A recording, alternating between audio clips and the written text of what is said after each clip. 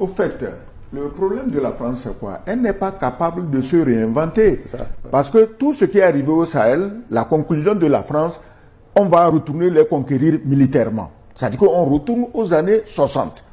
La France, donc, n'est pas prête à changer son logiciel et à voir les Africains sous un angle où, pour se dire, bon, on peut faire des affaires avec eux, comme les Anglais font au Ghana, au Nigeria. La France, c'est pas possible. Elle n'accepte pas ça.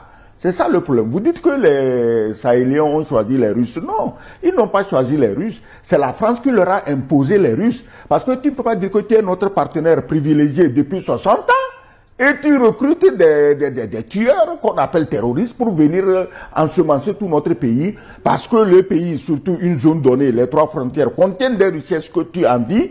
Donc il faut tuer les populations de ces zones pour que tu viennes les exploiter, alors que rien ne t'empêchait d'exploiter ces richesses en bonne entente avec les populations sur place pour qu'elles autres aussi bénéficient de cette richesse. Non, le Français, quand il veut manger seul.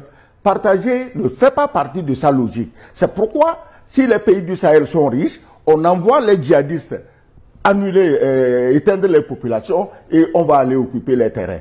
Ce qui s'est passé, la France aurait eu l'intelligence de se raviser, mais quand tu entends le Lecointre parler, tu te dis non, elle ne s'est pas ravisée. Elle est plutôt dans la logique des années 50 ou 60, comme au Cameroun, on va envoyer du napalm, assassiner, massacrer les populations pour qu'on puisse avoir la situation en main. La France a utilisé le napalm au Cameroun, tu dois le savoir.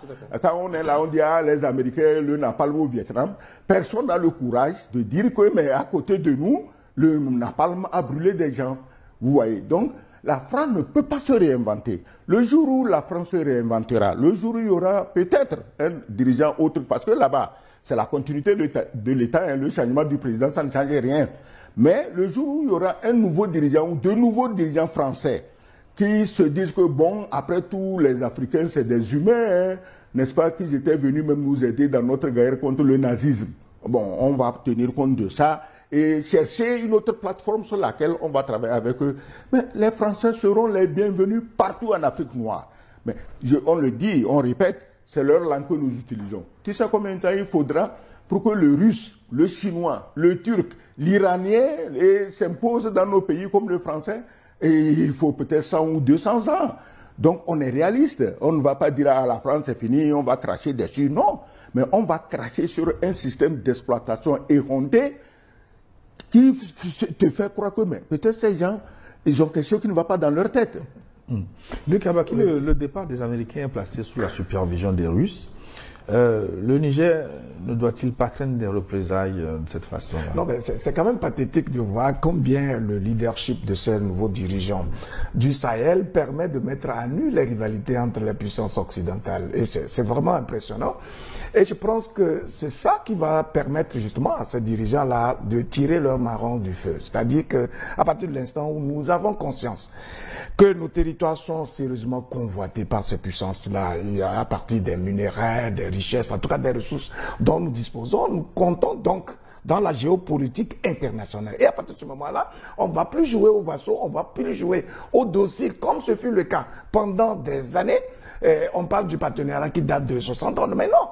Le rapport avec l'Occident date des razzias négrières, de la colonisation, et donc pendant des siècles, l'Afrique n'a vraiment pas existé en termes de capacité à faire émerger ses idées personnelles, et donc on a vécu pratiquement par procuration. Et donc aujourd'hui, dès l'instant où on voit que il y a des leaders en Afrique qui commencent à mouvoir et à faire preuve de vision et à s'intéresser donc au meilleur devenir de leur pays, et cela provoque justement un déclic nouveau permettant de mettre à nu les rivalités, la convoitise de ces puissances occidentales sur nos territoires. C'est l'occasion ou jamais pour nos dirigeants justement de tirer les marrons du feu à partir des choix lucides.